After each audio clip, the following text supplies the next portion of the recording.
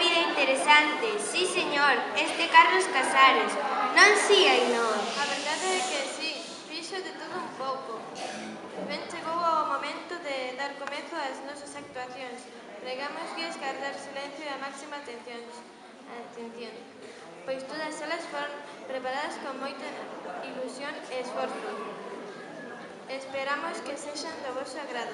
Pois comezamos cunha actuación sorpresa, xa que ten que ver coa temática do mar. Ti sabes algo, Ainhoa?